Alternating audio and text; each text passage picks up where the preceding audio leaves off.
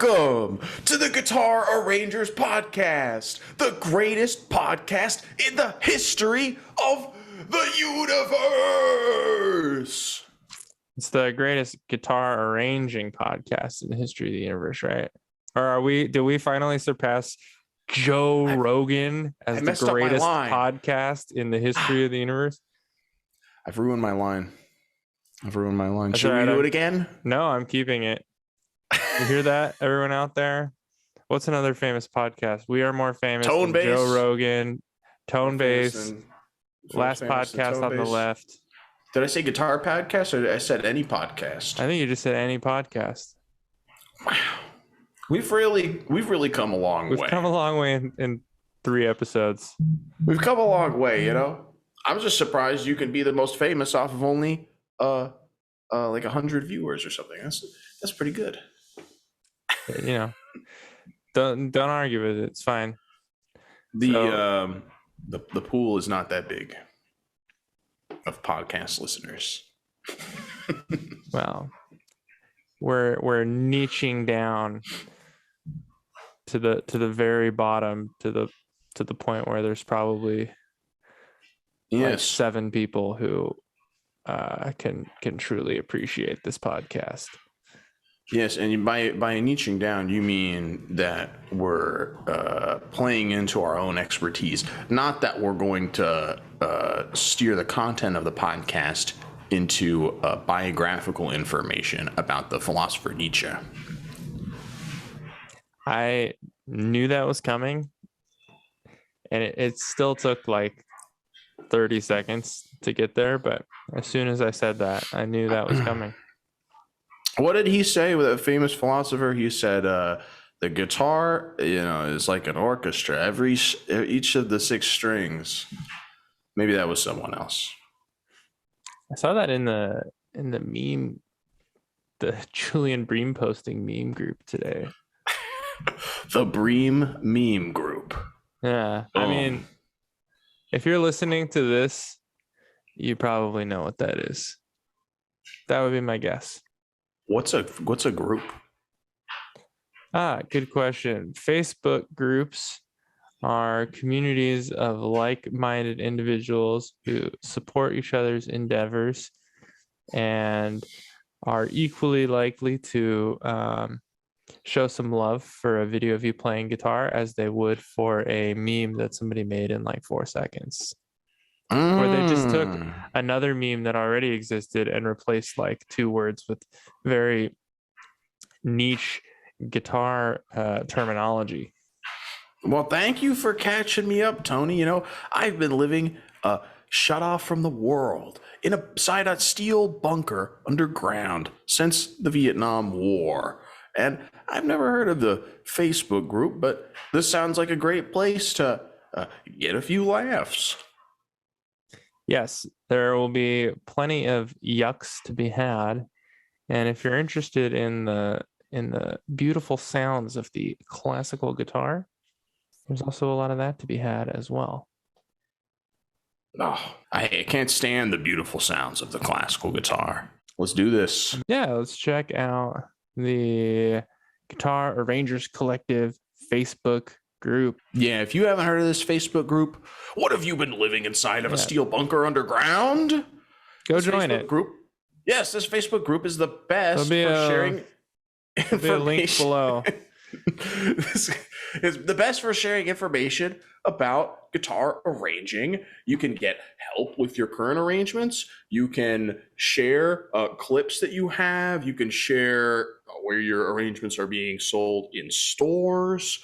So not only can you engage in self-promotion, but you can also get help on some extra tough arrangements that you might be working on, help you finally, put the nail in the coffin on that thing. I don't know about you, Tony, but I always feel like when I'm doing an arrangements, some of those arrangements, I get to this one point and I'm stuck on that one spot in the middle or something. And that's the only thing stopping me from printing that fresh new arrangement out and learning the whole thing, playing it at a concert, recording it, whatever.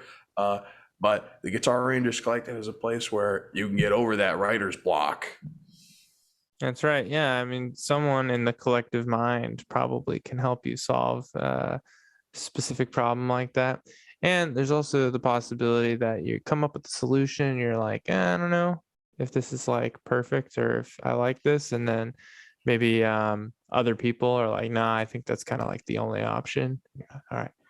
Some validation. Like, I'm not crazy.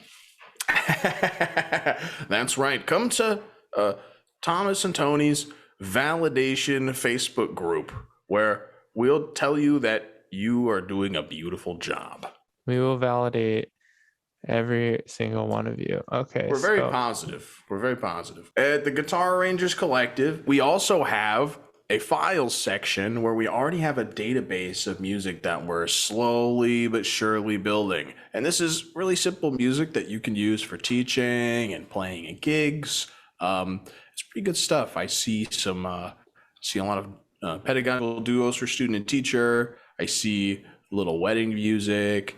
I see some simple one-page guitar solos, as well as I see a Minecraft theme song duet for students.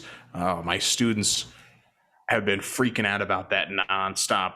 Thomas, when are we going to play the new Minecraft song? When are we going to play a Minecraft song? It's coming.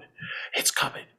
But this is a place where you can get all that information. You can even upload your own files and get criticism and critiques on them and all that good stuff. So there's lots of stuff to do over at the collective. And now we can get right into the good stuff. This guy Rik Ickard, he posts like all the time.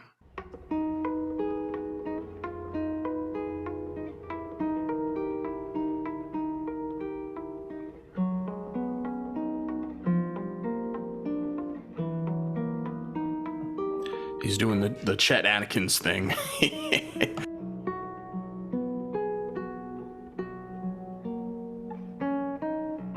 That sounds like a 7-string. Is that a 7-string? 1, 2, 3, 4, 5, 6, 7.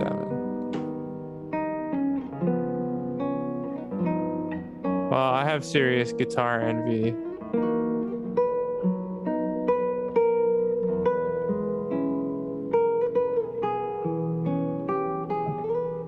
Yeah, having the 7th string is kind of convenient because then you can tune it to anything that you want and just have your favorite note down there. Yeah, whatever one is the most important.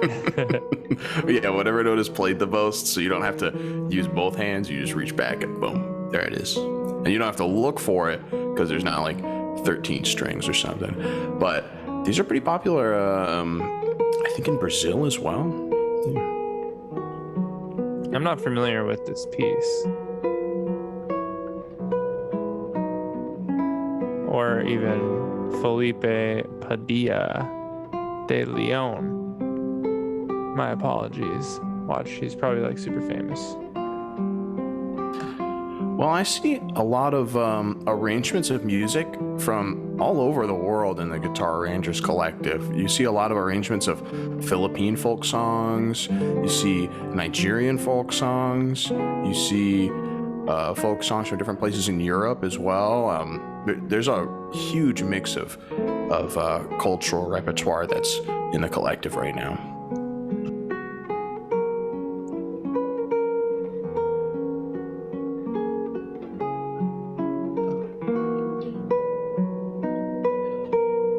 Now I have to roast this guy on something.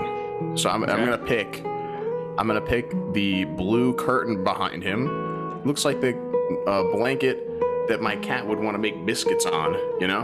When he does that thing with his paws. It looks exactly like a blanket or something. He needs to get a tapestry or something very visually dynamic or something like that. That's what you actually can't tell from this angle, but he's actually lying down on his bed right now. So that is a bed sheet. No. Oh, check out that camera zoom. I'm not doing that.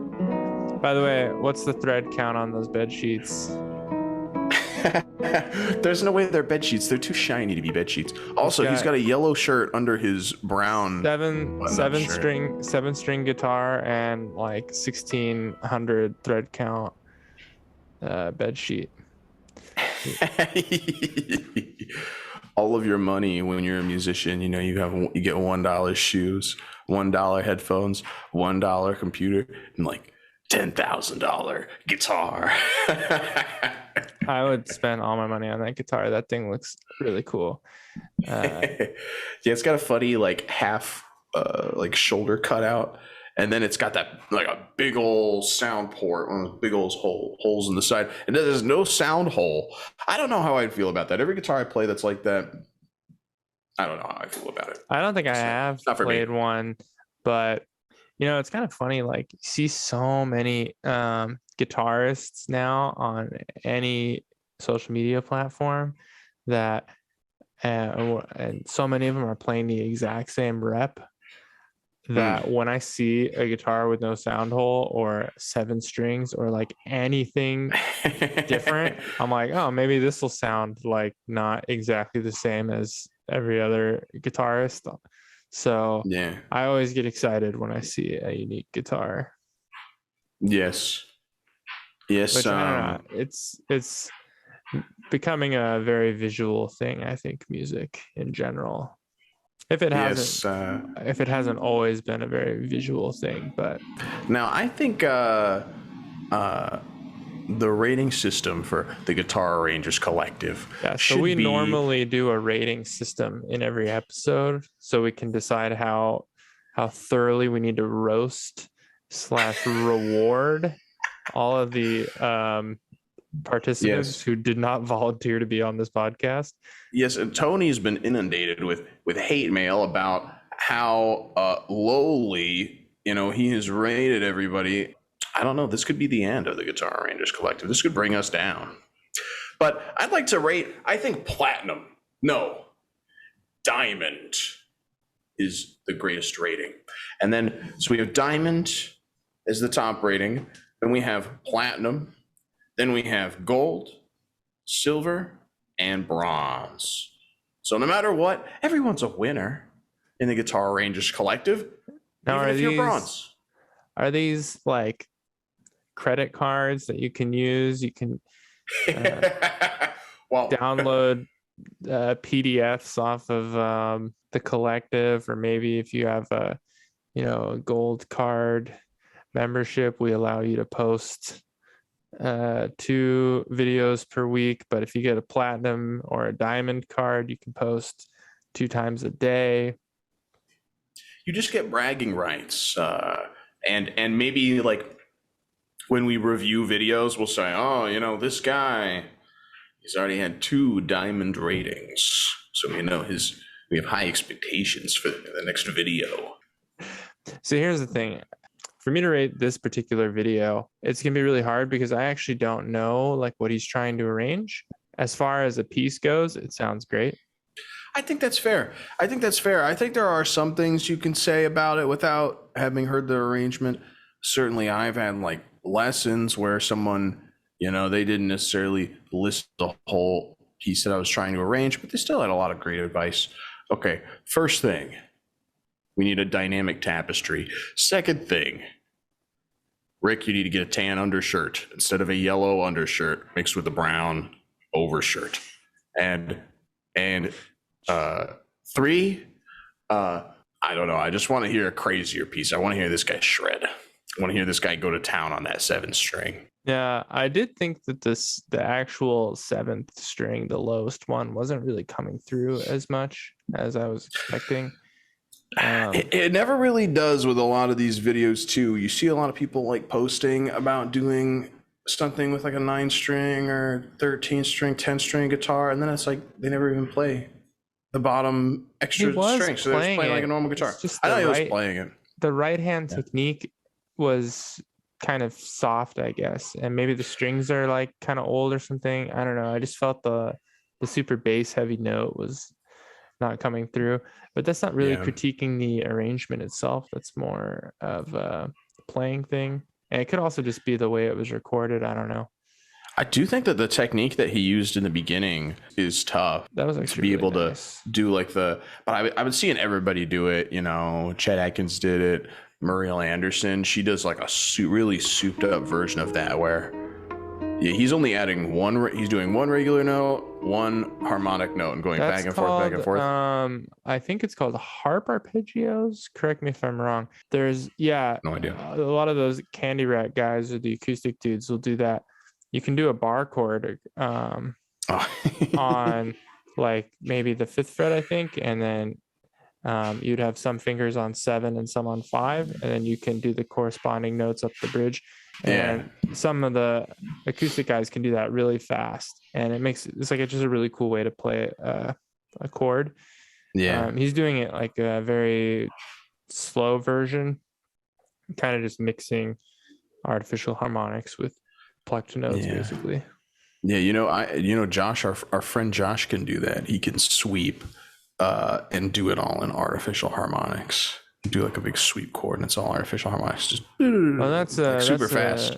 That's a different technique, though. If you actually sweep it, that's not what I'm talking about. But those are also cool. What are you talking about? I can do those on electric guitar. I like that sound a lot. What are you talking about? A sweep? It's called harp arpeggios, I think, or harp harmonics or something. Harp harmonics. Hey, look, this is our friend who's been on every single episode of the podcast. Yeah, let's have him explain. Let's have Beyond the Guitar explain to us. 15 minutes. So that's the technique. I guess you don't need to do the same chord shape. That just seems like artificial harmonics with extra steps.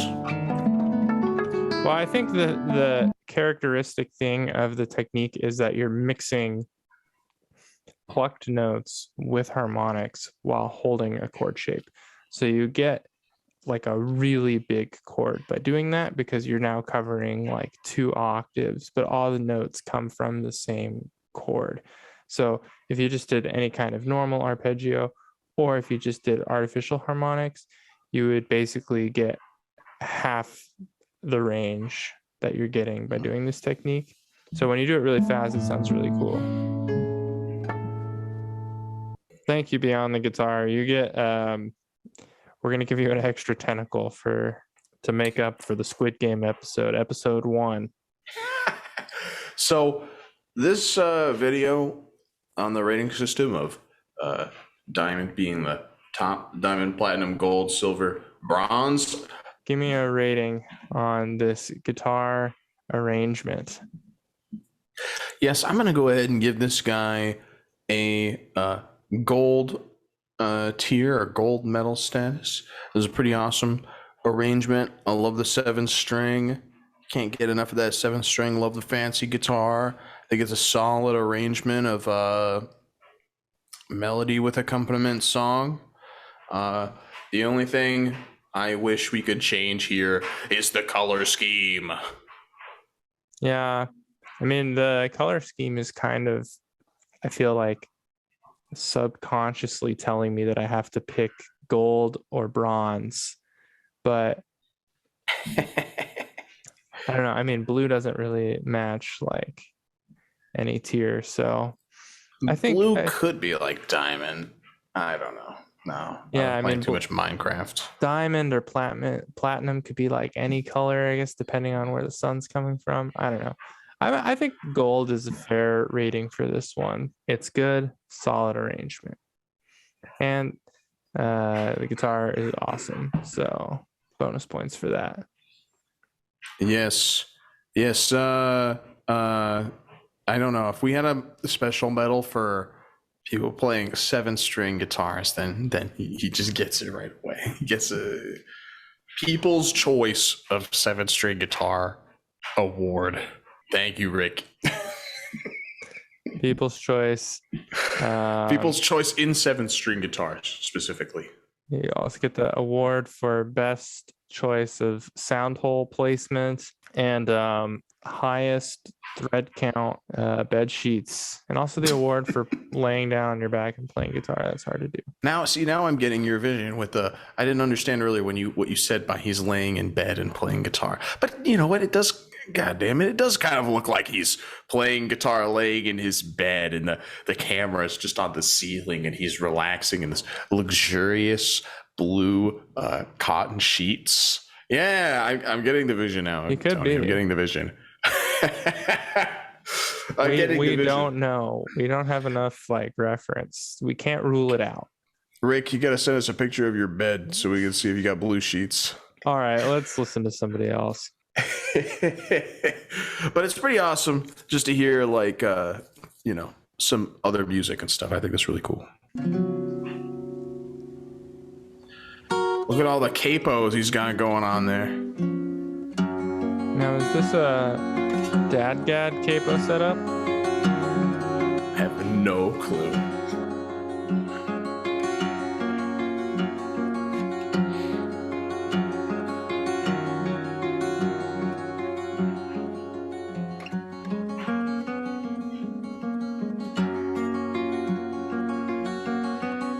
I think it's a DADGAD capo setup, yeah.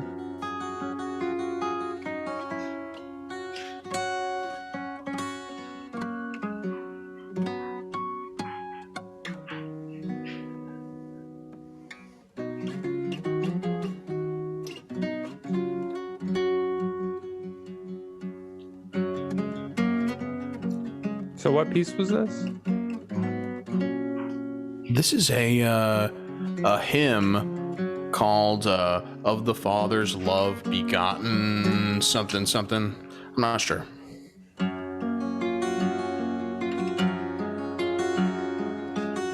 No, I think that was the whole name.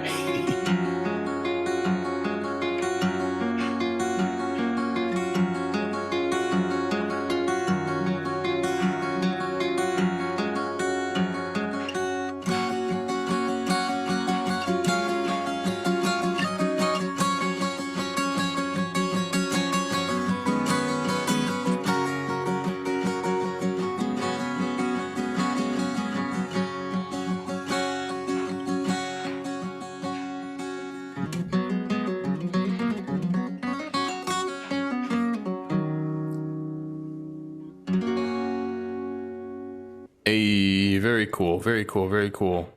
Now, there's a lot of pressure on me to give Matt a good medal because, Matt is my old teacher, But if anything, that means maybe I'll give him a worse medal. In fact, Matt, you owe us 1 diamond medal. You have to give us... It's going to go in reverse. Wow. So we're going down with the rating on this one. No. I guess today I'm dropping all of my Candy Rat acoustic guitar knowledge. So this is classic DADGAD setup. So the common tuning for fingerstyle acoustic guitar is D, A, D, G, A, D. It's not always fun to tune your strings down, especially on a acoustic guitar. It can be a little bit slow of a process, in my opinion. So, or in my experience, I guess. So what people do is this capo setup. So if you have this kind of a capo, it blocks off the middle strings. So you could put this capo on the 2nd fret, and then you would have DADGAD tuning, but with in the key of E instead of D. But if you add another capo below it, blocking every string, then you could just change the key however you like. So now he has DADGAD tuning in the key of F sharp. Yeah, it's pretty cool. It's pretty cool. When I studied with Matt, he was always doing crazy stuff with capos. He was always like cutting them out. I'd go into his office and he's sitting in there like kind of cutting one up or something. Try to like figure out like all kinds of different crazy combinations. And now we know that you can even get magnetic capos that will lock on to individual frets in any combination of strings and frets that you want. So technology is definitely getting us there. Soon the days of makeshift capos will be over. But I can't help but think that that whiteboard behind Matt is a big missed opportunity. He could have made some great doodles on that whiteboard before he played. That's true. We don't know. He could have great production value. We don't know for a fact that he didn't do that after this video.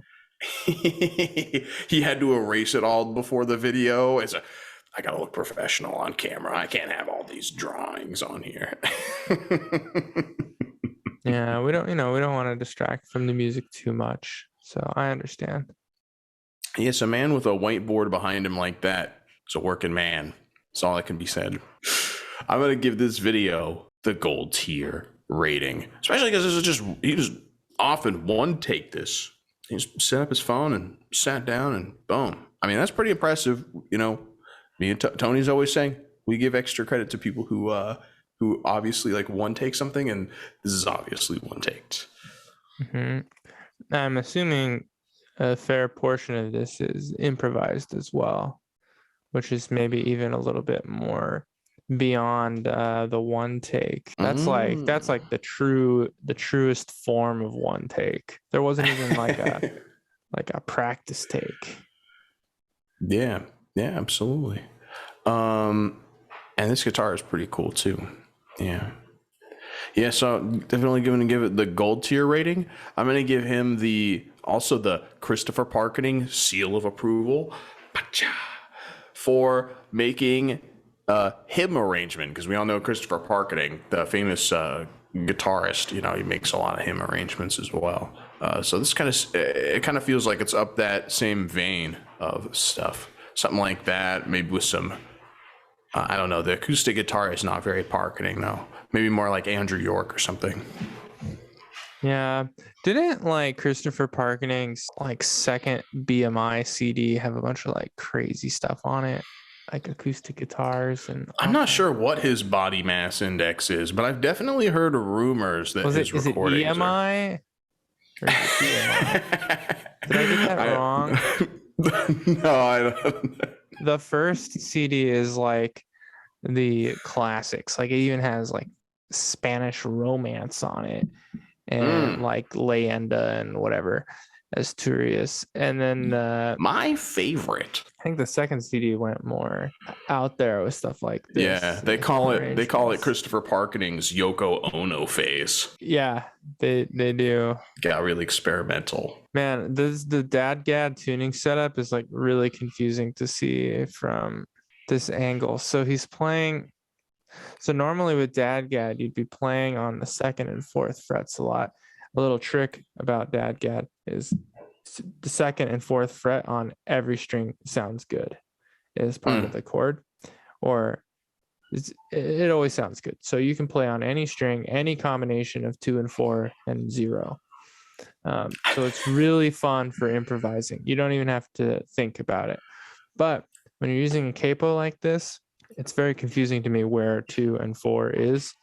And throw me off, yeah. So he's doing 2 and 4 here, but then the open, I'm lost. Now that's like, so now I'm like, is this even DADGAD or whatever in F sharp? I don't know. I'm going to leave that in there. Someone in the comments will roast me if I got this tuning completely wrong, but it sounds like it. It looks like it. Come on, Tony.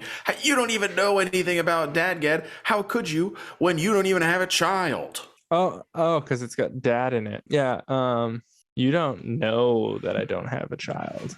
Whoa. Drama reveal.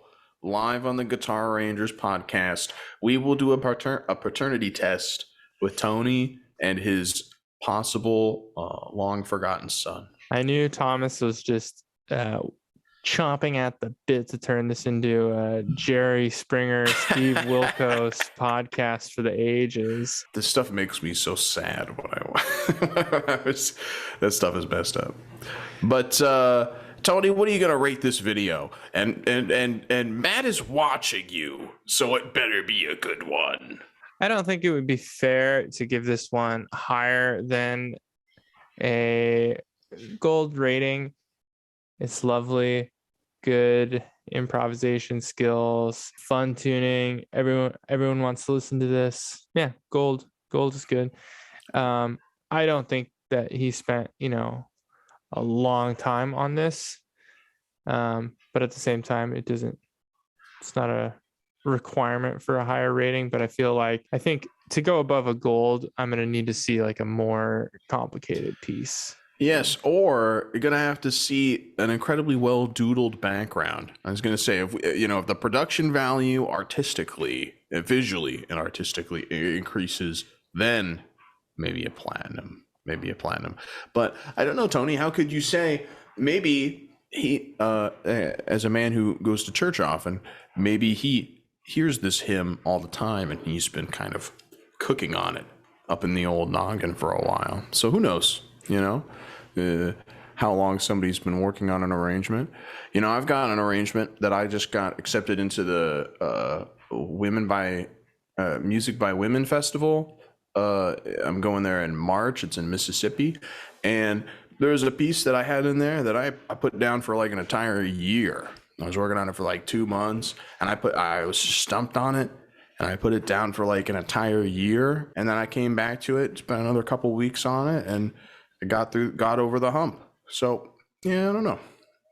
But obviously this isn't like scaled up high production. We've got to save the goods. Like the Laura Snowden video that we watched in the Christmas episode, there's a platinum. And then if Laura Snowden was just shredding for 10 minutes in a video of the same production quality, diamond.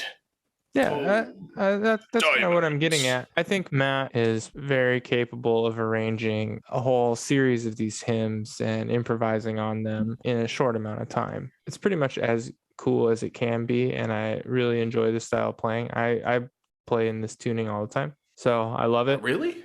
Without having a child? We've been over this. I have children all over the place. Yeah, you use more tunings than anyone I know. Now I'm starting to wonder. I'm starting to put 2 and 2 together. Well, wouldn't even just regular drop D still have dad in it? I guess that's true. So I mean, what? In order to play Capriccio Diabolico, you have to be a father also. Yes, but then I took it back. It was like take backsies after I finished the song. Now I'm child free. All you got to do is say take backsies. But Tony would be given this. Tony would be like, Thomas, we've got to give this a diamond rating if this was a Turkish hymn.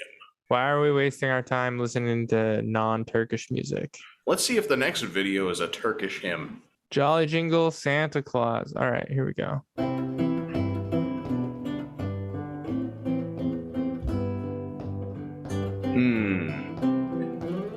You know what? I'm sorry. Maybe I'm a stickler. I don't like that I can hear his foot tapping. I think that's classical guitar rule. That's just, to be honest with you, though, the sound of this, I felt like I was in the room with them. That's why I kept checking my headphones. I'm like, is the audio coming out of my laptop? Did I mess this whole podcast up?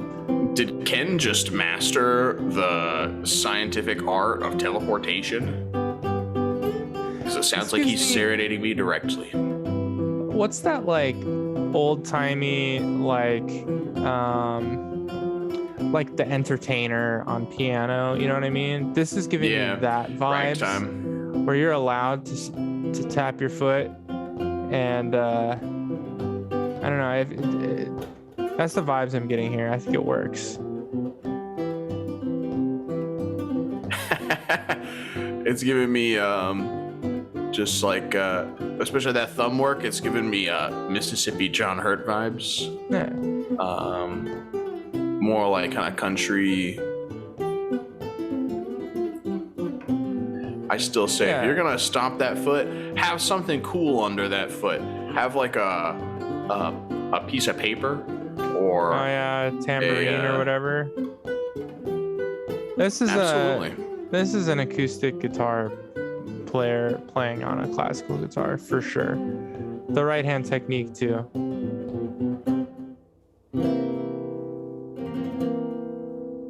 You know what it is? I think I could hear it at the end. Yeah, okay. So this tripped me up before too. So he's recorded this with delay and probably reverb as well. But I heard the delay there on that last chord. And now, or it's the room is incredibly bright or something. That was what was tripping me up with another arrangement before. I'm always hearing these recording things, getting confused. How many guitars is this? It's interesting how much of the stuff he has in the background is just like unfinished wood. I'm like, I wonder if this guy's making all his shelves and this easel that he's got going on. He's got all his music notes, and he must teach from this room as well. I think so. With the stuff that's up there on the left. So that's kind of interesting. He's got some boxes in the background that I'm like, get rid of those boxes. Get those boxes out of the shot. Replace those boxes with There's no time. Christmas is coming. It's coming quick. We gotta get this video out quick. If you replace the boxes with a Santa Claus little plushie or a little reindeer plushie or something, that would take this video up a notch, I think. From a what to a what? Where is it at? Where is it at now? Honestly, I know you're not gonna agree with me, but I'm gonna go with the silver because I do think that the Jingle Bells song is very widely done already. So I don't know. It's tough. It's like, how many times can a song be arranged? I personally think that there's only so many times that a song can be arranged. But I do like this. Like, I would enjoy listening to this. I like how he has that sort of technique with the thumb and with the finger style playing. I feel like I paused it on just the absolute most arthritic looking hand position imaginable. My bad. But see, the thing is, like Matt's video, for example, was like on the go. So I feel like with this one seems like it's a little bit more carefully set up. And if it's going to be a little bit carefully set up, I'm an all-in kind of man.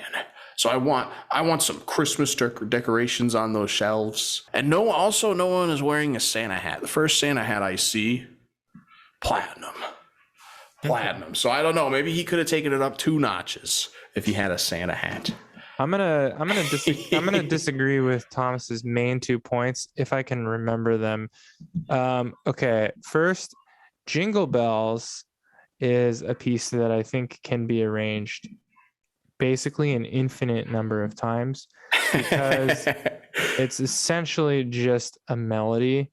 So there's always something different you could do to that piece.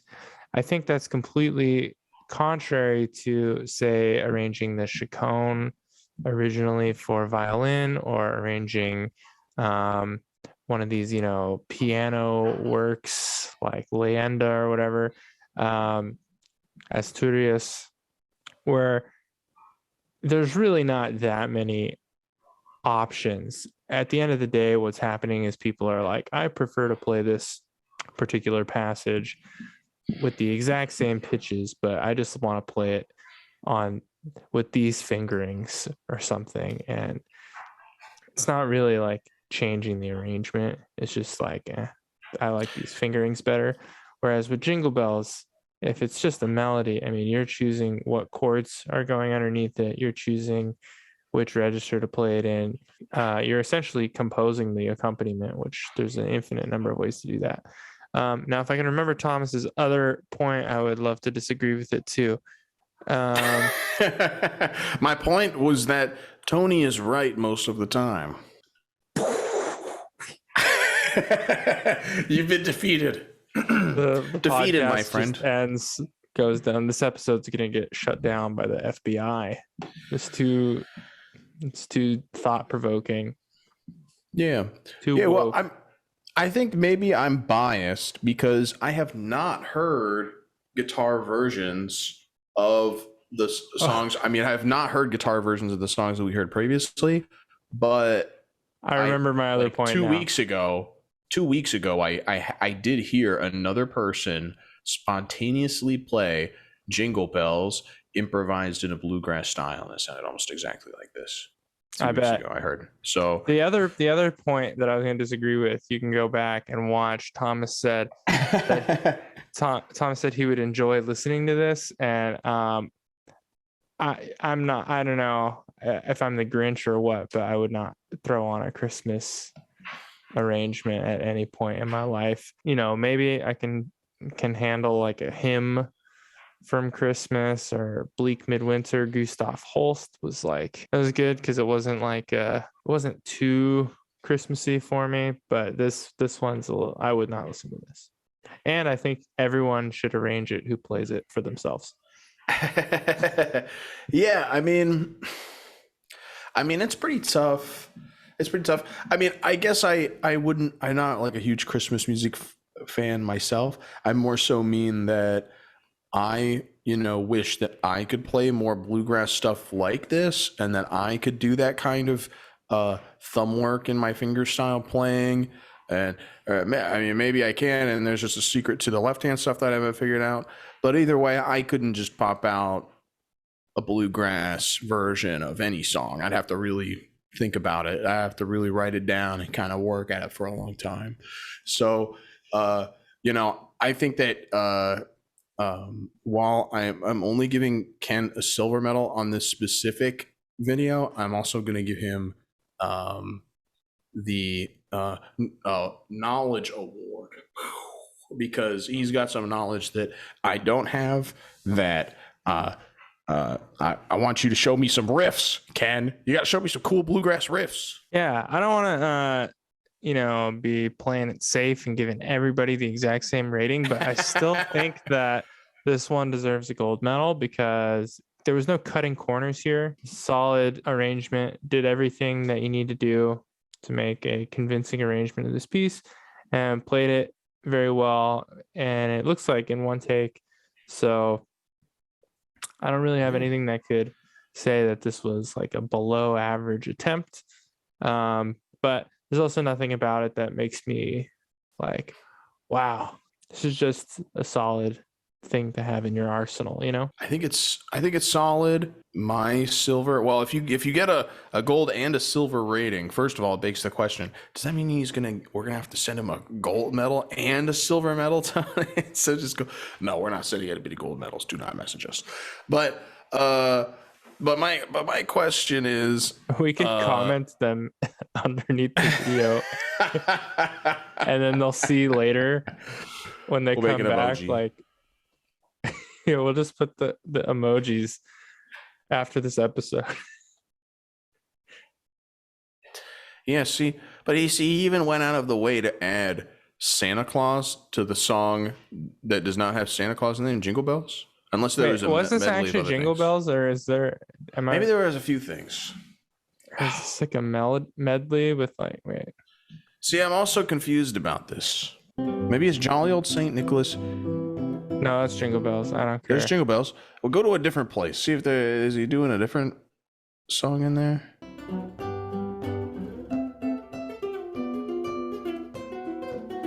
Oh yeah, there's. Well, maybe. I don't know. Yeah, see, it's not distinct enough for me to register that there's multiple. Dashing through the snow. That was that. On a jolly old Saint Nicholas. Yeah, that's how it goes, right? Go Santa Clausing all the way. I can't remember the lyrics to any of these songs. It'd be cool is I bet we could find a video of this too.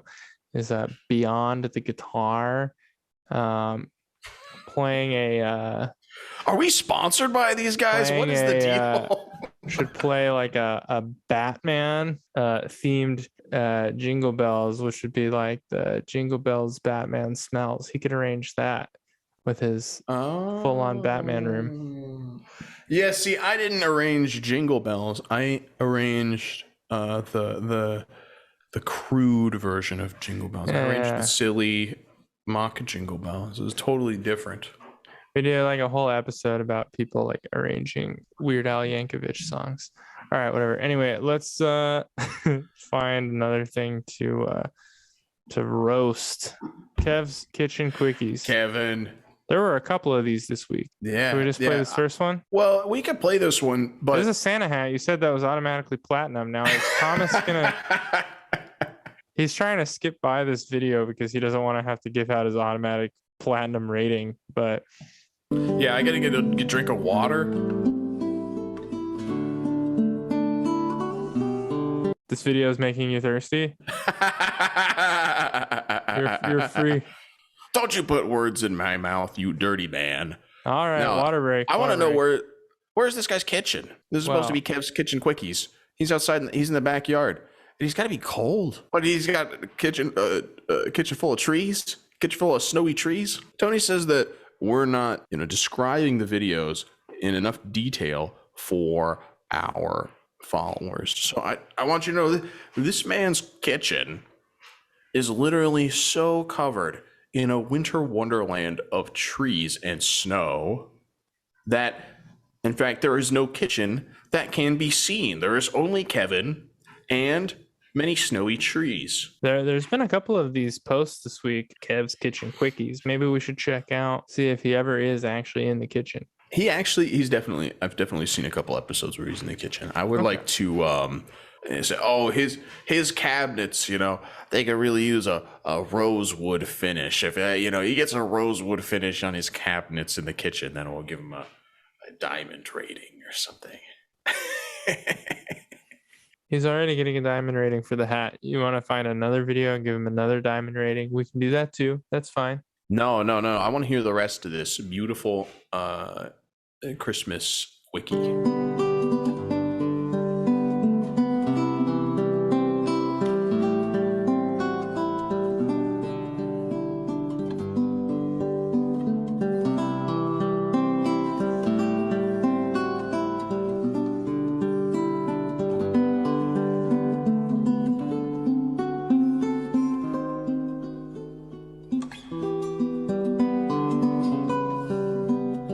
Cool bass line there. Yeah, one of the things that I can't stand about Christmas music is how everybody has like a slightly different rhythm with how they have to do the classic melody. And I'm like, no, the way that I know in my head is the right way. Yeah, so he was reading that. So let us know, Kev, is that your arrangement? How can you tell he's looking at something? You think his eyes are... How do you know? He's in the kitchen. Maybe his eyes are fixated on a delicious dinner. See, that's the face that I make when I got like a big jar of pickles in front of me. I'm like, that's true. He's either reading this piece or he's really in the kitchen and it's Christmas time. And there's something delicious around. Yeah. That could happen. But this guy definitely needs at least a gold because he actually like dressed up in a Christmas hat. The color scheme works. The arrangement is good. It's a solid performance. And I think the color scheme is good. I don't know. Maybe I should revoke a gold medal for a bad color scheme. Maybe we need to go back. Go back and take away. Everybody who's gotten a gold medal so far, forget about it. You ain't getting nothing. This Santa Claus man just came down your chimneys and snatched them all up. Ooh, this one's tricky. I feel like the least amount of work definitely would be this one. Like in order to recreate any of these arrangements. So in a way, I feel like this one should be worth less points, but some of the creative decisions I enjoyed listening to, and there was a really cool bass line in there at one point. So I don't know, it's tricky. Do I have to say silver? Don't make me say silver. You're going to say silver, really? Yeah. That's interesting because I'm actually going to go with gold on this one. I mean, you look at the difference between, I don't mean to compare, but if you look at the difference between Kev's and Ken's, the playing is exactly the same. They're both like great players. The only difference is that this guy's in a Santa hat in his Christmas video. And I think if you had the melody and the chords already written out, this arrangement would pretty much be exactly like this really quickly, minus the one bass line. I have definitely. Whereas the Jingle Bells one before was not. There's no sheet music that you can buy where you're just reading that and turning out that arrangement. You had to actually spend considerable amount more time writing that one. Yeah. That's the only reason. But I mean, I don't know. The hat should definitely bump it up to a gold rating. There's nothing bad about it. Thomas, Well, you can give the last guy a gold, and I'll give this guy a gold, and then it will be even because then it'll be like they're silver. They're both silver and a half. they're both silver plus rating. All right.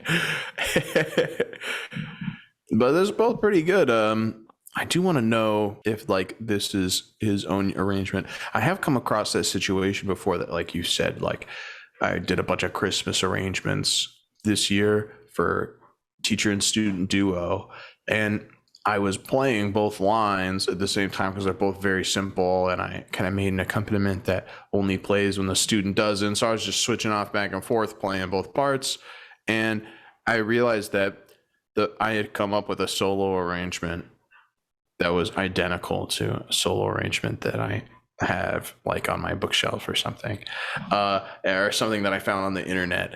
I think it was Noel or something. So I accidentally created a solo version of Noel just by, because there's only so many options with the songs when you're playing on a normal guitar. There's only so many options of how many times a melody can be done. That's if you're going to use the chords that already come with the, widely accessible sheet music online. But, you can change chords, which the last guy did, added that whole like descending I guess that's true pattern through there, left the melody alone when he did that. So it's kind of just adding your own composition to it. It's just that level of detail, I guess. That's like a little bit different. But if you do what the sheet music says, you will end up with something like this. I don't know. Maybe he had to change the key. Maybe it was piano. Maybe it was a lot of work. Silver. I'm sticking with it. I'm being mean today. I said I would give the next person. This is my first Grinch review. And it's not even the Christmas episode. Honestly, I think we should have given out lumps of coal. Well, I didn't think this was going to be a Christmas episode. Let's find a non-Christmas one. This is the first. Do we want to see what the translation says? Yeah, I'd love to see what the translation says. Right now, it just says onions twice. So the thing that was what? So they translated onions back into something else. Where did you see the word onion? Was that a joke? No, it says onions both in the first and the second paragraph of the the text with characters. Correct me if I'm wrong. This is not Korean though. This is Japanese, right? Dude, I have no idea. I have no clue. It literally says onions in here. Nice. Sorry, my eye didn't immediately go to that. Maybe the Korean word for onion is similar to the moon.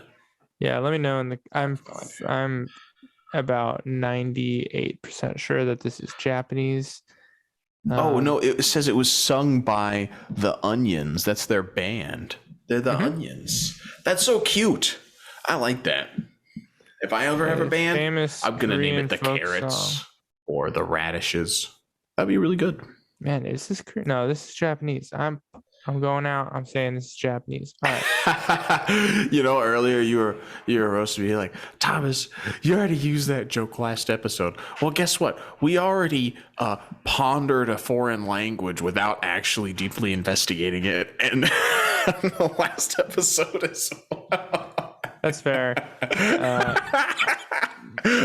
Our apologies to Simon Vol, who was kind enough to point that out in our comments that we did get his name wrong. But, pondering languages is something I do. I've been spending an absolutely just ungodly amount of time trying to learn Turkish lately. And I've been super interested in learning foreign languages. So Korean, I'm super interested in learning Korean, and it uses very similar grammar to Turkish, actually.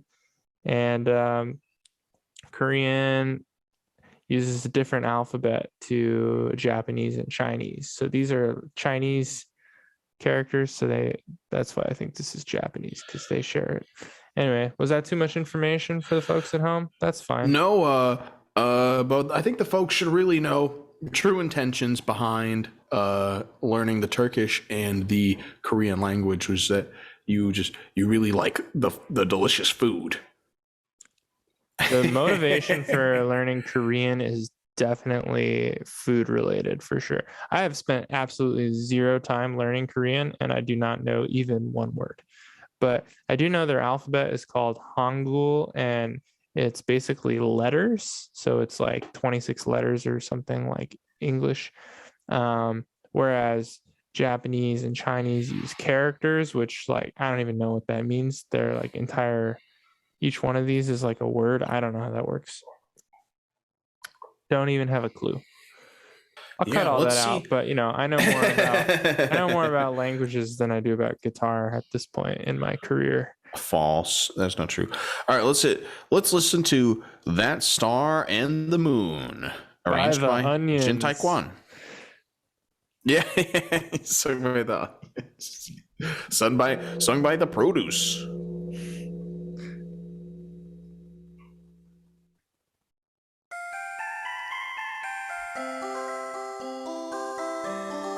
Now, wait a second. What magical instrument is this? The playing is just so clean.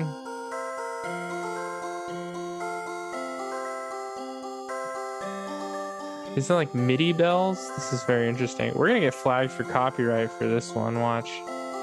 So wait, is there any guitar in here? So this is a learning... like 3 minutes in or something. No, there's no guitar. So this is a learning resource. So Jin made this one too hard to play. This is a challenge to all you out there listening. Does anyone want to try and play this? He's like, yeah. Well, it's kind of interesting that he's not playing it. It's too hard. He's like, I'll write it out for you, but I'm not wasting my time with that. All right, so Jin posts in the group quite frequently, so we'll probably see another one of his posts today. Anyway, yeah, this one I don't know if it deserves a rating because it doesn't warrant a rating because it's not really a video of him playing guitar. It gets a DQ. It's disqualified. Yeah, this one's disqualified. This one's disqualified. Sorry, Jin. But thank you for the learning resource. And if you post the sheet music or tabs in the files section, that would be cool. Maybe somebody will want to play it. I'll record at least some of it if you post it in the files. Guaranteed. This guy we already saw today. So let's do another one. Man, this is like turning into Christmas episode round 2. Maybe I'll just that's all right.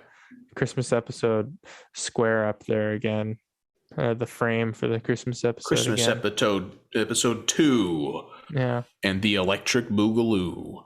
All right, let's watch Alan Oliver play a small clip of Merry Christmas, Everybody by Slade.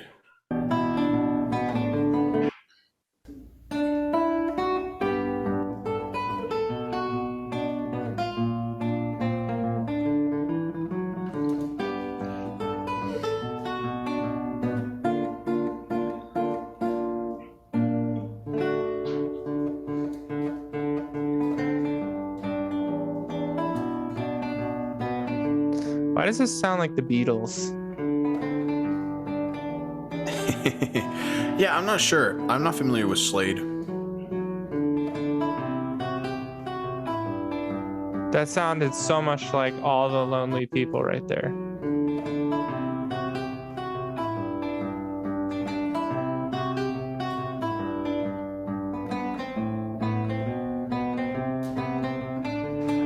In my head, I'm sorry, I don't know Slade. I'm just singing this all. The lonely people. Now all it the is. lonely people. It's not even the It- right notes for the Beatles, It is. but that's just how I hear it. Well, it is an English rock band that formed in 1966 and was popularized in the 70s. So that could be why, Maybe the maybe it Beatles sounds a little bit like the Beatles. stole that. Yeah, I was gonna say there might be in the future you're gonna see after this podcast is released, you're gonna see like Slade is under fire. The Beatles are under fire from Slade's management team for copying all the lonely people. This might actually be a strategic move on Alan's part here.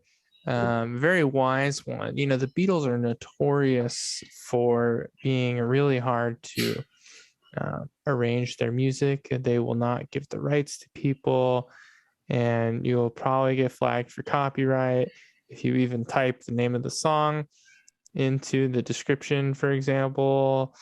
So this might be a strategic move here. It's essentially the budget Beatles. Slade, the budget Beatles. Oh, I see. Because it would be harder to get copyright permission for the Beatles than it would be for Slade. Yeah. Which we don't know. We don't know that. I don't know that, but I'm just saying possible. It might be a good strategy is just basically go arrange all the Slade songs. So I don't know. I mean, okay, I guess if there were lyrics, maybe this would be Christmassy. Yeah, this one, I'm going to give this one a 2. Just because... A 2? What rating system? No, not...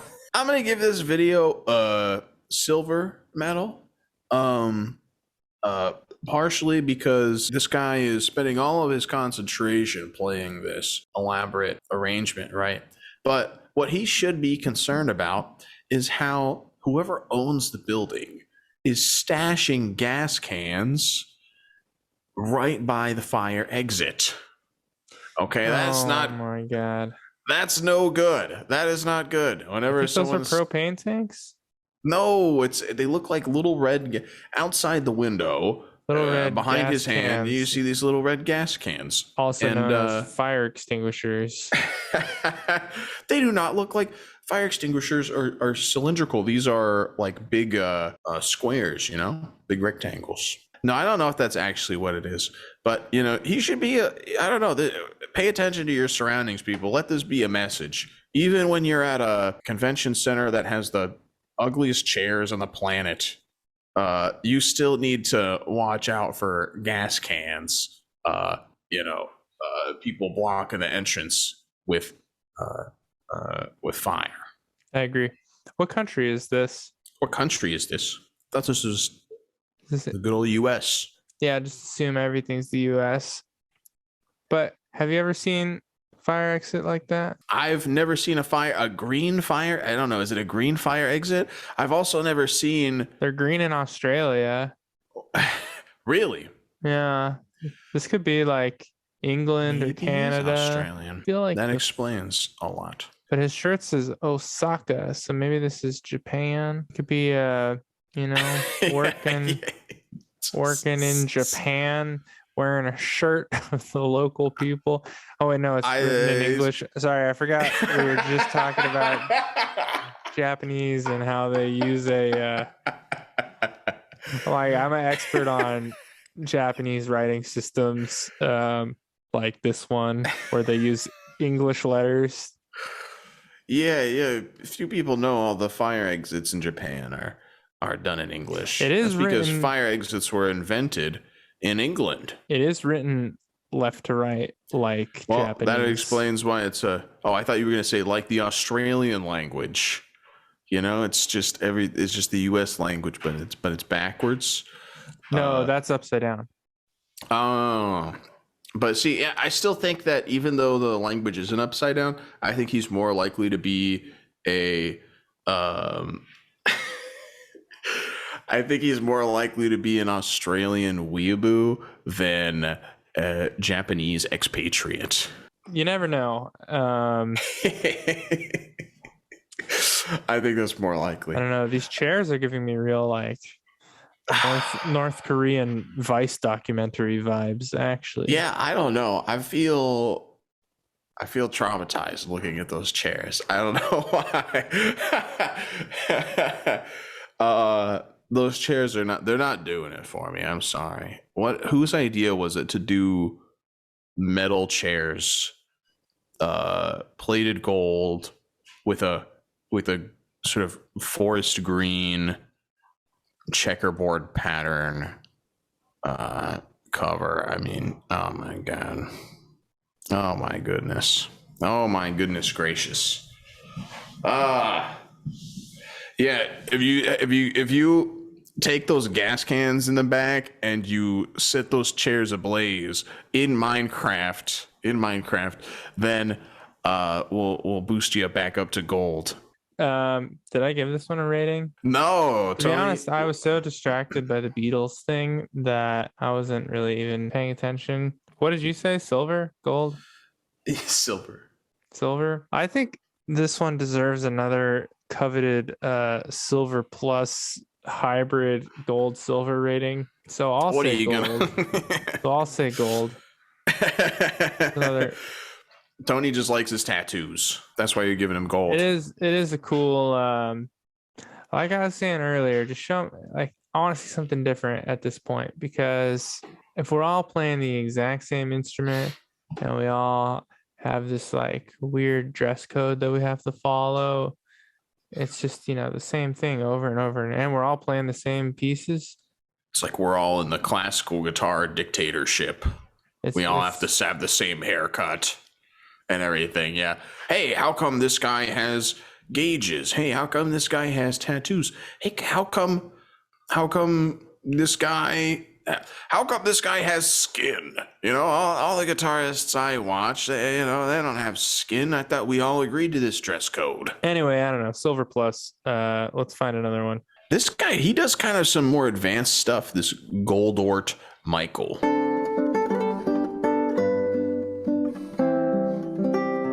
No, I do not know this either. Fritz Chrysler. Maybe I've heard of Chrysler. No, are we thinking of the car?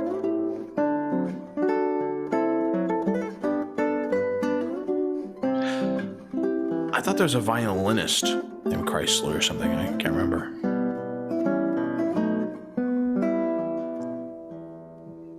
forguitar.net.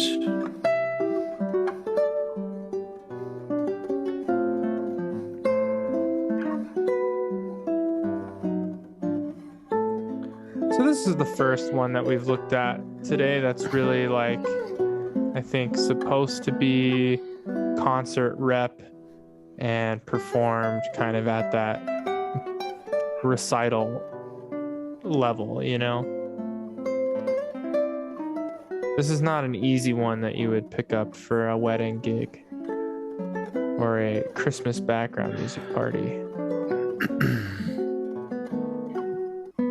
Yeah, my biggest issue with this video is just the grayness. Really?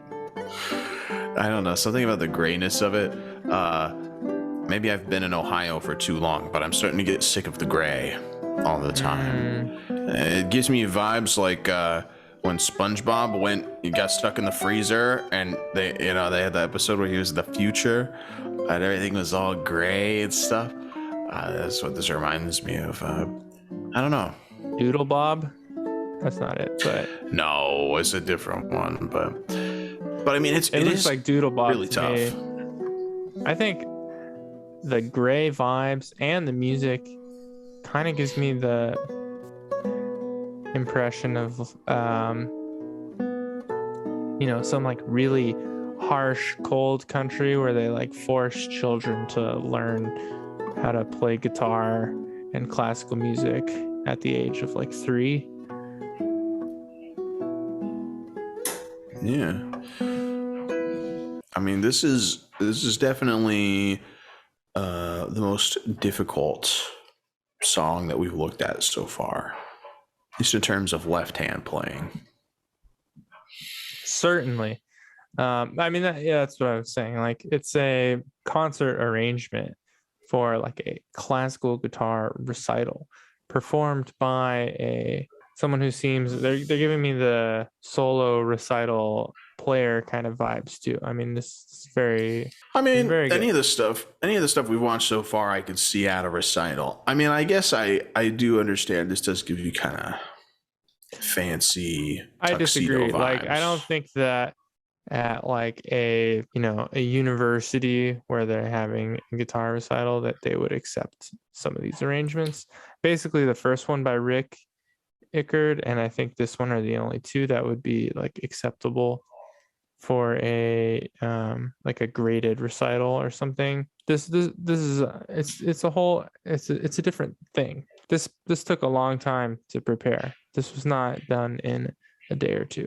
Well, then I'm gonna give him the upholding the academic status quo badge. Because this, whatever Tony's idea of academia is, he fits it perfectly. I don't know. That was kind of salty. I don't like that one. Rhythms, more complicated. Both hands, more complicated.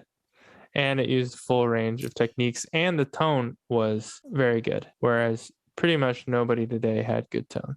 Although I know that's not really relevant to the arrangement. Now, Chrysler, I don't know what resource was used to arrange this. So in a sense, some of these decisions might be easier to make if you're just transferring it from one instrument to another. It might be easier than in a certain sense that you can just kind of copy the notation down and then figure out how it works on guitar and just make a few changes. I mean, okay, this is gonna for sure be platinum. I want to say diamond. If I don't give out a diamond by the end of the day, then this one gets bumped up to a diamond later. There we go. No, we can't give this one a diamond. I didn't. It's the best one of the day, though. And it probably will be for the rest of the day. So unless we see a better one, at the end of the day, the platinum will evolve.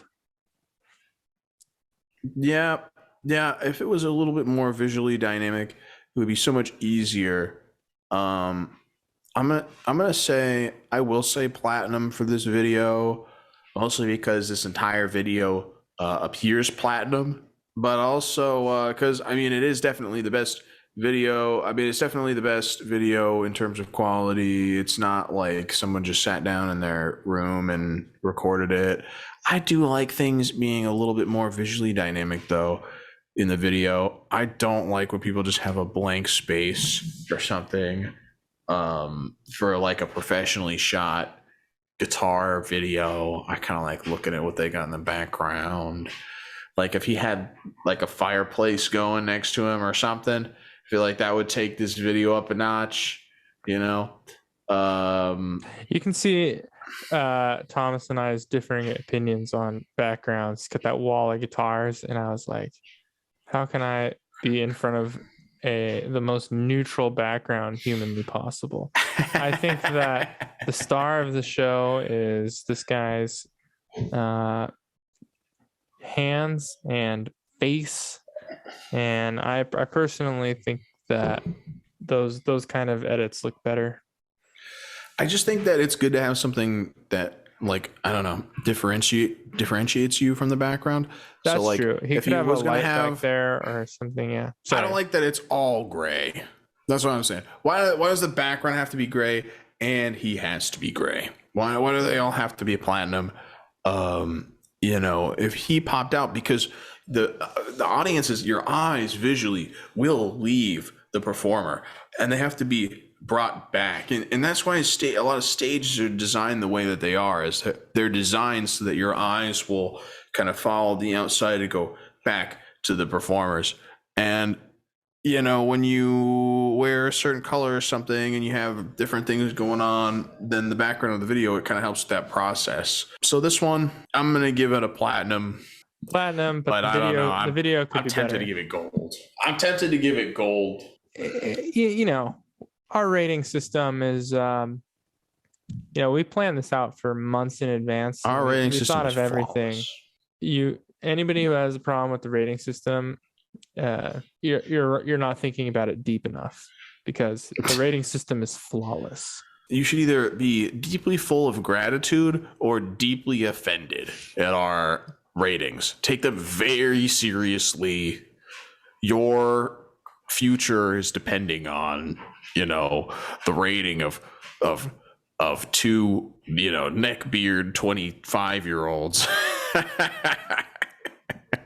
Yeah, Michael might want to consider adding his platinum rating into his bio on his website.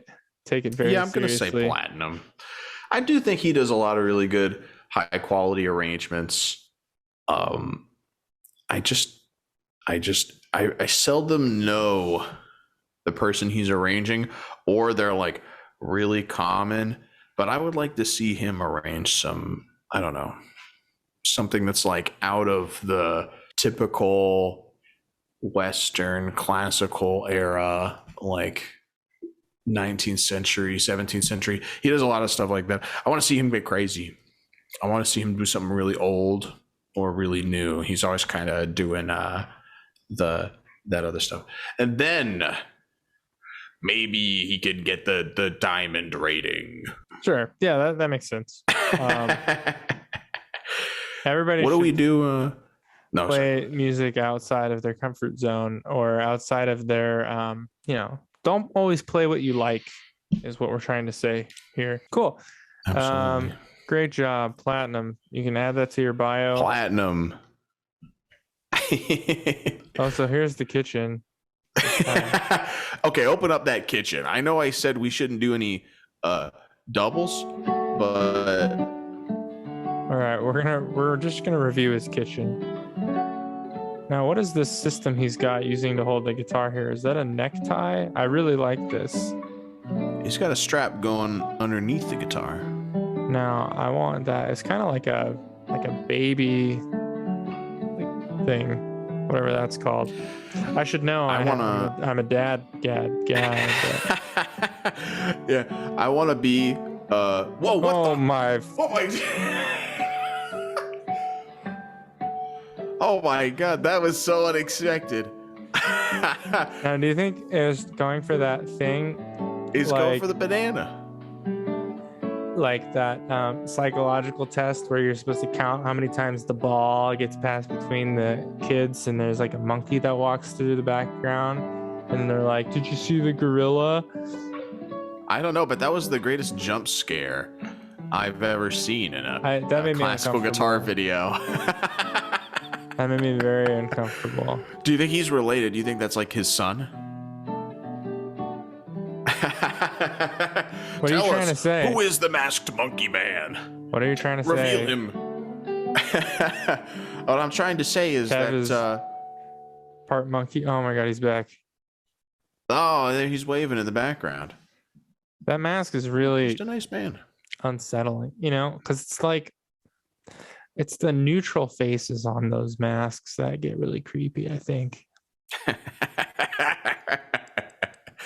Yeah, whoever that guy is, though, if you just keep looking at the frame, he's obviously not friends with Kevin, you see, because Kevin is a big fan of friendship bracelets. That's what he's got there on his right arm. He's got a bunch of friendship bracelets. But then if you look at the arm of the monkey man in the background, he has no friendship bracelets on. So whoever Kevin's true friend is somewhere off to the side, maybe taken hostage by this masked monkey stranger. So Kevin, on the next video you make, please blink 6 times in a row if you need our help. If you need us to rescue you from the monkey man. That was beyond Sherlock Holmes level observation skills. And Kev, I hope everything's okay. Yeah, that and then we've got a very smart monkey, a lot of monkeys that aren't very smart that would have eaten all those bananas in one sitting, but he's still leaving some there, meaning that this monkey is planning to stay for a while. Also, you can see the wine glasses in the back. There's alcohol involved. It's always going to make it a more volatile situation whenever there's a hostage in the building. taken by this masked gentleman. It also looks like they do a lot of baking. You see that little stirring machine right there, that red one? I don't even know what they call that. It's an automatic whisker or something. And he's got some old news on the. Thomas has taken the advice to describe the backgrounds to heart. You can see there was a big lack of background in the last video. It was just gray, and Thomas really he took issue with that. Now this is Thomas's dream. We got a walking monkey. Every video needs a second character. I need something in the background so my eyes, when they inevitably leave the guitar, they have something else to look at. Boom. See, the monkey walking draws monkey, you back. Eating a banana, waving. We got friendship bracelets. We got cooking supplies. This is outstanding. Platinum. Diamond. We're giving out today's diamond. I don't even know what piece he was arranging, and I didn't. No, we already gave him a medal. He doesn't get 2 medals. But seriously, if you need us to rescue you from the monkey guy, just blink 6 times. Let's check somebody else out. Thank you. Keep these coming, Kev. All right. Oh, here we go. Shape of my heart. This is another frequent poster. What is his conversation starter? Consistently creating meaningful discussions. Well, nice. I don't know about that, but consistently posting the arrangements on a daily basis is definitely an award that he hasn't posted in a while. This is 5 days ago. This is 5 days ago, though. He hasn't posted in 5 days. He finally ran out. Maybe these are all like old back cataloged on his YouTube channel. Yeah, I wonder how long ago he made this video. Nope, this came out. No, December 20. Oh, well. There you go.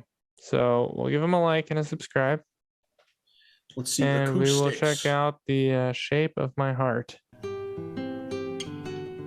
Yeah, this is my mother-in-law really likes Sting. This takes me back to when I was like a little kid. I'd be, riding in the car with my mom, going to the grocery store or something. As a little kid, you hear this on the radio.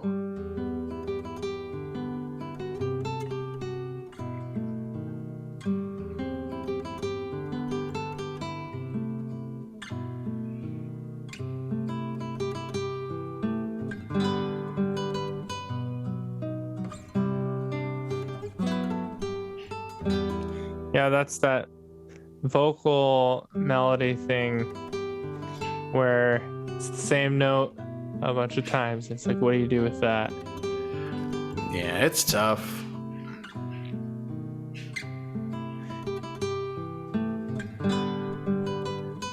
Sting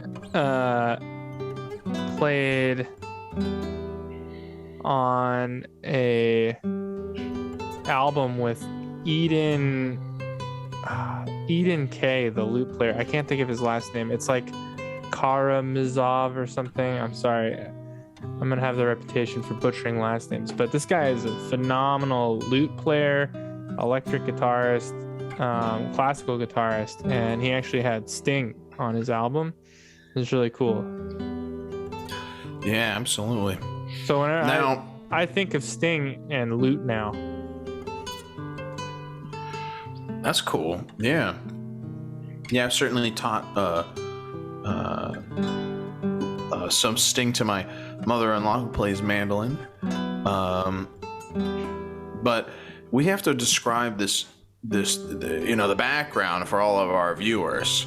So, if you're one of our viewers out there, imagine, that you're trapped in the sunken place. Like, right? Yeah, this guy and the first guy, Rik Ickard, their videos are giving me strong, like, magic instructional video vibes. Thoughts, Thomas?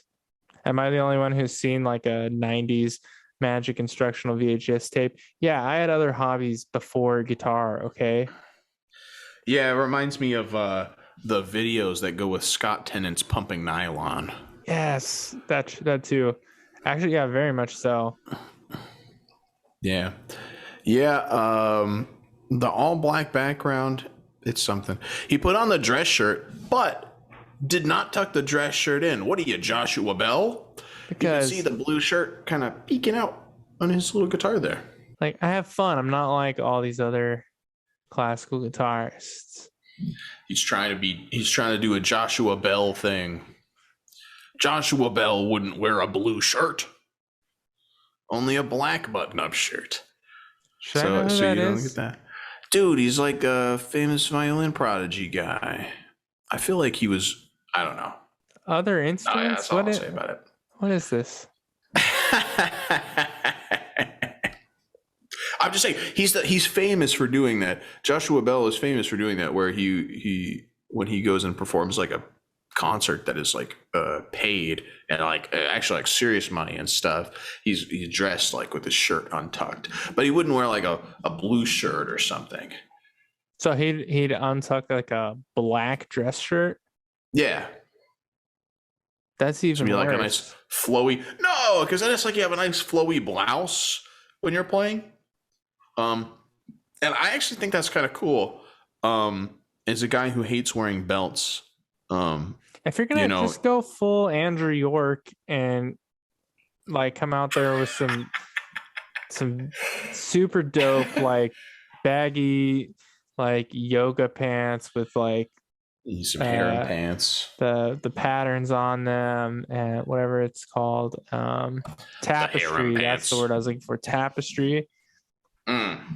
Yes. Yeah. Come on. Like, I don't know.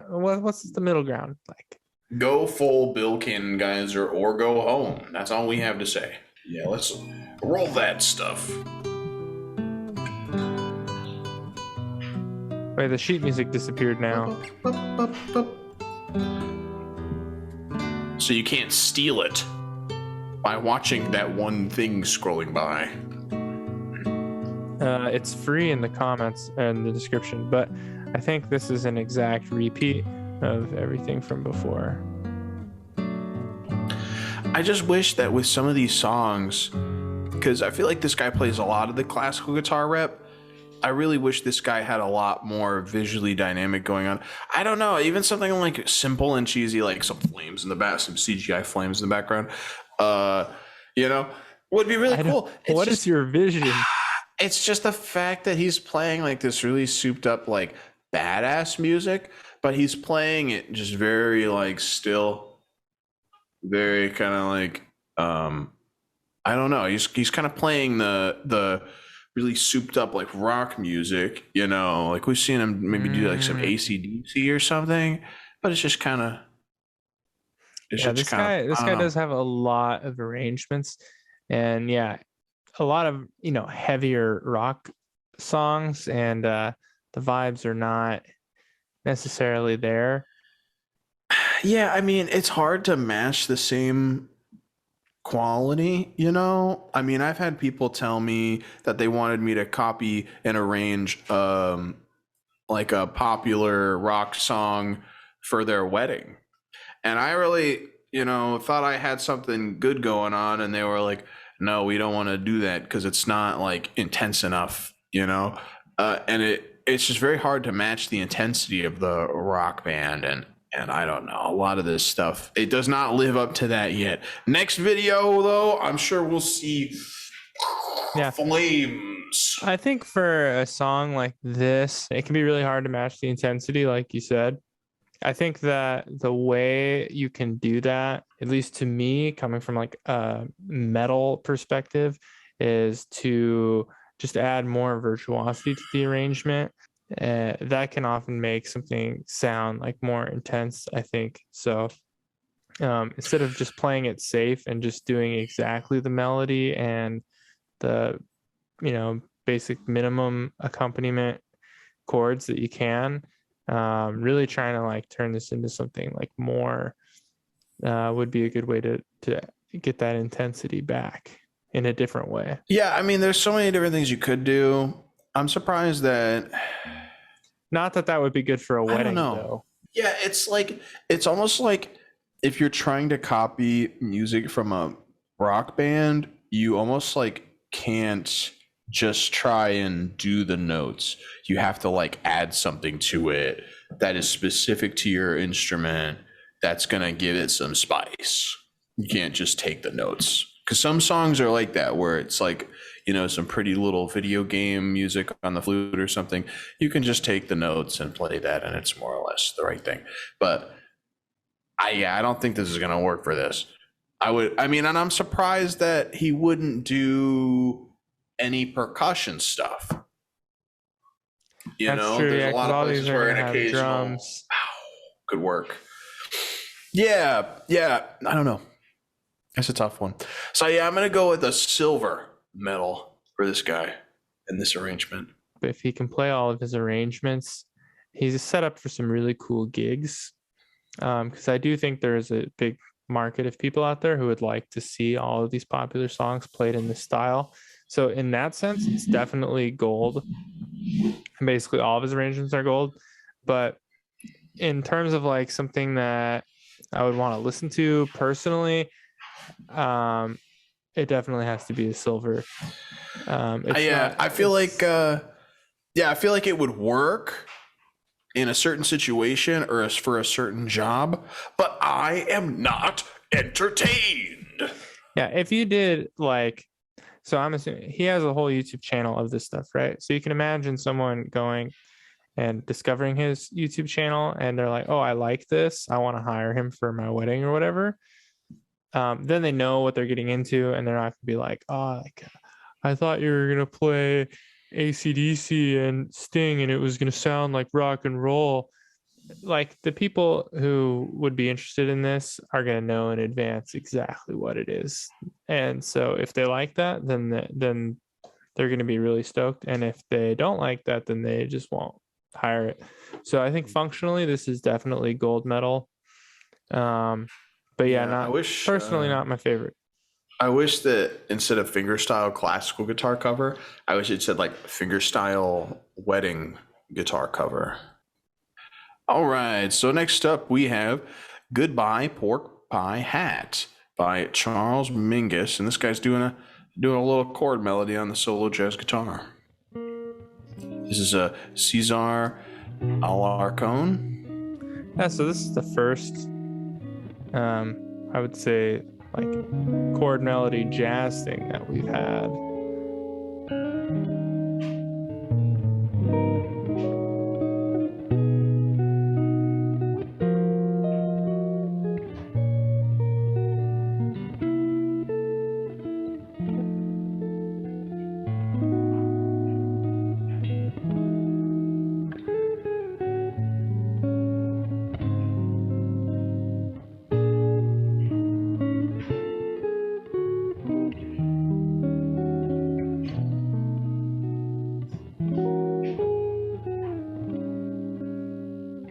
You ever play much jazz guitar, Thomas?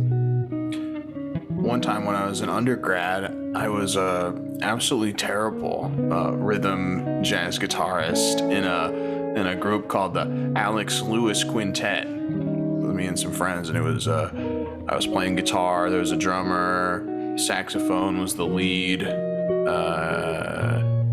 trombone, and bass. Right. But this is way harder than that, and I mean, I wasn't even very good at like comping the accompaniment, this is tough. It's pretty hard. I tried a little bit of jazz in my undergrad as well, and that did not go very well. I actually had a task of arranging something for solo classical guitar. Like they gave us a lead sheet and wanted us to arrange it, and the arrangement I came up with was so absolutely terrible. Yeah, I did one of A Foggy Day that I feel like is just a few tweaks away from being ready. I did take a semester of jazz lessons, but I did it on this. I played it on this old PRS here. That guy's guitar is way better for jazz kind of playing. Sure, That you need semi-hollow the body electric. semi-hollow. I like this guitar a lot because I don't like the super the enormous semi-hollow jazz guitar. I don't know, maybe they sound good, like the Gretsch ones or whatever. But this is dope. This is like a semi-hollow Telecaster, maybe.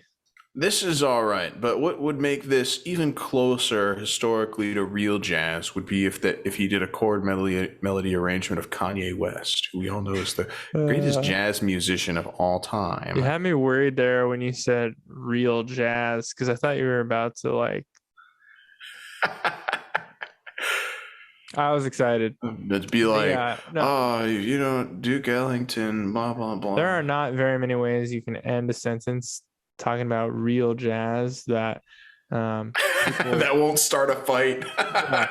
But you got out of it safely because you brought up the true master Kanye, and nobody's gonna argue with that. So good job. That's funny because I did that in a jazz class that I was in one time, and that did start a fight. So so I've only gotten away with it situationally here on this podcast. My dear friend César, send me that amp there in the back. I'll send you an Omicron plushie that you can put next to your OG COVID plushie that's over there on the shelf. You got it. COVID, Omicron. Yeah, you ever watch like anything on YouTube recently that was posted in like COVID times, and they talk about COVID for like half the episode, and it's like everything they said was like wrong and just so just completely outdated. I'm not talking about like an old episode of a podcast where they're like trying to be informative. I'm talking about like I was watching a rock climbing video the other day, and the guy's like, well, since we're inside for the next couple of weeks, I thought I'd make a video in my house since it's not safe to go outside without the masks. And I was like, oh, you don't even know like how poorly that statement is aging right now. Like he said, like, oh, like a couple weeks. I keep seeing these YouTube videos and people are like, oh, well, we don't know how the next couple of months are going to turn out. So it's like, just don't even mention COVID in your video. I can immediately tell what month of 2020 or what month of 2021 you posted that video just by one sentence. So Thomas's Omicron thing, people are going to be like, oh, that was so December 2021. People in the future are going to be like, we only understand COVID Excelsior 542-B. Yeah, it instantly dated our episode. is what I'm getting at. Yeah, all those poor bastards a year and a half ago, they were like, man, this is gonna ruin my summer plans. Little did they know. Here we are. Oh my god. Here we are. There's so many funny ones too. I spend way too much time watching YouTube, but yeah, they're all any statement you have about COVID is going to date you instantly. All right, let's watch another one. Yeah. Next. We gave that one no rating. And that guy, my dude Caesar, I'm gonna give him a gold. I mean, I think that's the standard right there. I don't know. He's setting the standard. I don't know enough about jazz to have an intellectual opinion, but that looked really hard, and I don't think can you do it any better than that? It's either a gold or it's like a diamond. I don't know. I'm sorry. I thought it was great. It was great. It's a gold. I could never. You could bump up that my dear friend Caesar, you could bump up that rating if you send that amp you're not using in the back to the Guitar Rangers podcast. Yeah, let's see, Kieran, and I want to see Eva as well. I want to get Eva on there as well. All right, next up we have Space Oddity. Next up we have Space Oddity by David Bowie, arranged by Kieran Mcdonnel. Okay. Oops, I didn't give him the signature like and subscribe. Boom. Okay.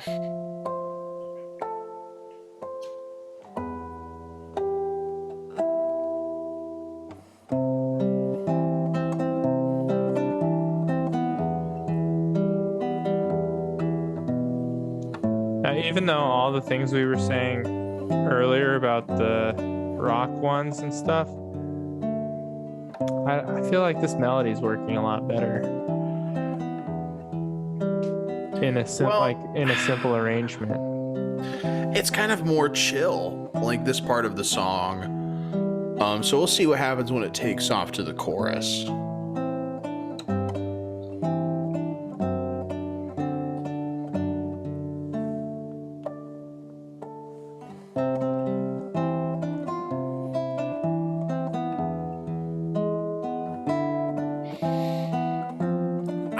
Yeah, see, I do feel slightly underwhelmed by the chorus.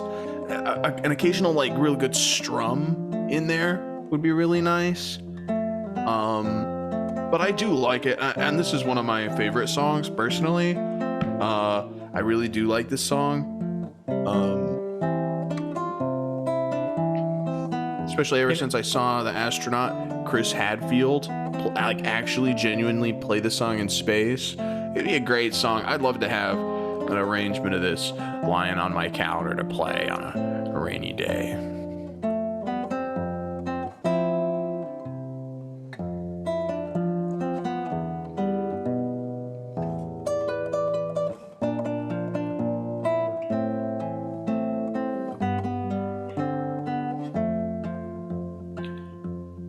I almost didn't realize this. Oh, there's some strums.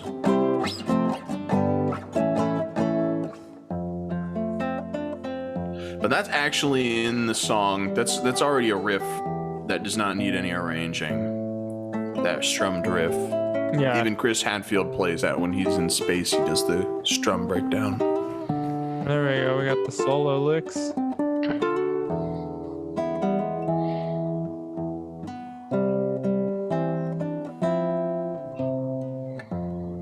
Yeah, it seems it's mostly repeating now. This guy's a real videographer student of Goldort Michael here with his completely gray scale video. How dare you? There are like 7 beautiful animal plushies in the background there. One, you can't see what color they are. You almost forget that this guy is wearing a Letterman's jacket. I wear a Letterman's jacket pretty frequently, actually. I have an all black one that I wear all the time. Really? Yeah, anyway. What does it say? Infinite Annihilator on the front of it? I went to the School of Metal. I mostly listen to classier metal bands than that, but... Yeah, I want to know what it says on that pillow behind him. A home is not a house is not a home without. It's something like that. A house. See, because it's but it's a big pillow. There's no way you'll see the whole thing. No. Yeah, Kieran, if you want bonus points, you got to let us know. You got to let us know what that pillow says. Yeah. I hope it's guitar related. It's going to be, maybe the harmonics? No. A house is not a home without guitar arrangements. That's what it says. A house is not a home without virtuosity. Yeah, this is good stuff. I'm going to give him a silver. I think this is a solid performance. And I would straight up, this is the one, if I had to give this guy like an extra badge, I would give this the most likely for me to like purchase this. So it's a silver it's a gold in functionality, and it's a silver in like performance. I can't just give. Thomas wants me to just roast these people. No, I don't understand you. We've already agreed that all competitions are just complete nonsense anyways. So the ratings don't matter at all. You know what I mean?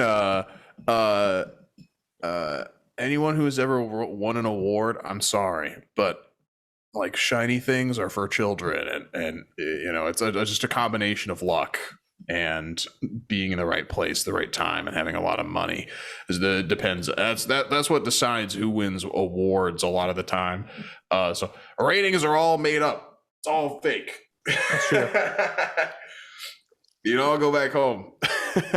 And if you think about it, nobody on any episode so far, you know, was even expecting to receive any kind of award.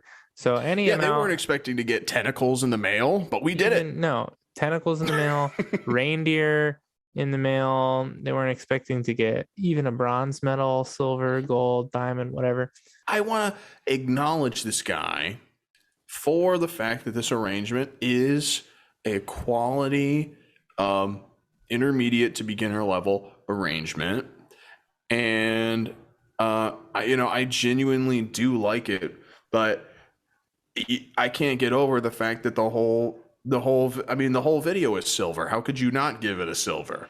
You know, so you know, I'm a real stickler. I'm gonna save my diamond rating for the freaking cream of the crop, something that is like historically groundbreaking, visually beautiful and striking, and extremely pleasant to listen to. I'm gonna be a real stickler. All competitions are, in my opinion, the only thing that we have to determine value in society. The only legitimate contests are popularity contests. Anyway, all right, let's watch Eva Beneke. Someone's a little tired. It's midnight 15. It's midnight 15. We've been doing this for like 3 hours. This is the last one. Yeah.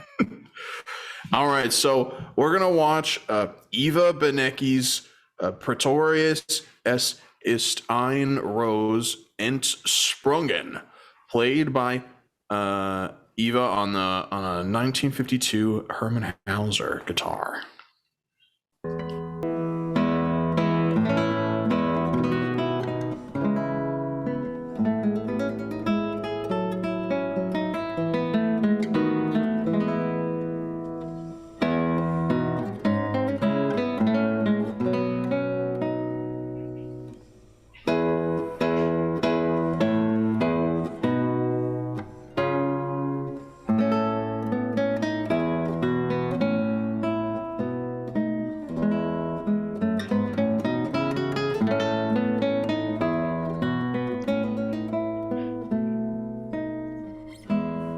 Awesome. This counts as Christmas music again? That's what it was shared as. They said it was Christmas music. I don't know that Pretorius is necessarily Christmas music, but I know that there's a lot of people that do arrangements of Pretorius's music, and I've even played quartets of Pretorius's music arranged for guitar with the Romeros in concert as a part of the Romero Institute. It's a part of the Romero's regular set piece, some Pretorius repertoire. But yeah, man, I mean, you can't beat a player like this who just is so musical and everything, you know. This is the most musical performance we have seen today. You know, definitely, you know, if I could give this one a special badge, it would be my favorite of today. Even though I shared it, but it's still my favorite for today. And I'm gonna hit it with the platinum. I think your rating is a little bit biased because Thomas is, if you look actually he's in GSI right now, Oh, which is where this was filmed. I don't have the little guitar houses that they have, the little boxes. That's so cute. This is the old showroom. I think they got rid of those. Anyway, Yeah, they used to have those in there because they have the GSI headquarters in the same place that they nursed flying squirrels back to health, and they would always have problems with the squirrels. Boom. Yeah, head button straight first into the guitar. Punching a hole right through the face of that guitar. Boom. But yeah, they did away with them as soon as they got a new location. Definitely most musical player of the day. Very nice arrangement. I think I'm gonna have to give it a platinum as well. I don't know what we're saving the diamond rating for, but we're saving the diamond rating for this. But it's Santa like hat. 15 minutes long. It's got a Santa hat. There's all the flying squirrels that were saved by the GSI sanctuary. They're there. Is that what the GSI sleeping. Foundation does? Yeah, that's what GSI stands for, is Flying Squirrel Sanctuary. I thought it was the Ground Squirrel Initiative. The Ground Squirrel Institute. Actually, it's an educational institution. Yeah, this is pretty good. Also, she's got that crazy arm sleeve thing. You see that? She got a little sleeve on her arm, so her arm and her guitar don't get stuck together.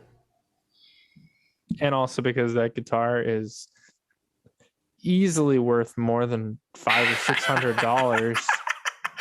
Yeah, they made her wear that. They were like, okay, you can play your guitar, but you have to wear like a bunch of stuff so that none of your skin ever contacts the guitar. It's probably both. On the fretboard. So, as the admin of the Guitar Arrangers Collective, the coolest Facebook group to share the latest in your guitar arrangements and to get comments and critiques and help too, I'm always thinking about ways that we can support our fellow guitar arrangers. Sometimes, I don't know, maybe it's just me, but sometimes I feel like people don't look at guitar arranging as serious as they look at just playing everyone else's pieces or composing your own pieces. And I think it can be just as serious, if not even more serious. I also want to find ways for us to share each other's stuff. I have this new idea that I totally did not steal from Tony in any way that will help us support each other and reward people for supporting each other rather than rewarding people for only supporting themselves. So that's why starting in January of 2022, me and Tony, we're going to just take a look at the stats for post engagement and stuff on the Facebook group Guitar Arrangers Collective. And we're going to factor in different things, how many posts you make, but mainly we're going to factor in things like, how many posts of others do you like? How many videos of others do you share? How many comments do you make and conversations and stuff do you really start? Not just a conversation starter because you post a bunch of videos, but a conversation starter because you're literally conversing with people about their stuff on the internet. So whoever reacts and has the best post engagement in the Guitar Arrangers Collective for each month, we will share your video for the following month and give you a special shout out on our show because we appreciate you guys, you supporting other guitar arrangers so much. It's such an important thing to do, and there should be a reward for it. So we will make that reward for you. And not only will we share your your social media or whatever on our podcast, but we will also pin your video to the top of the collective for the following month. So if you are the best engager in the group for January, then your video will be up for all of February. And another thing would be to invite your friends to the group, and also if you want to share any files as well. So not just arranging videos, but anything you want to add at the file section, asking questions about arrangements that you're working on, things like this will be greatly appreciated so we can help this group grow. Yeah, and when we talk about sharing our videos, we're not talking about merely simping to me and Tony and finding our videos that we share in the group and sharing them out elsewhere. We're not talking about that at all. Don't even, if you share my stuff, you're not going to get any Yeah, you're bonus disqualified points. if you share Thomas's video. No, no, you can't. Oh my gosh, Tony, what have you done? You've got now. No one's gonna share my videos ever again. I'm doomed. I don't have any But videos coming out next month.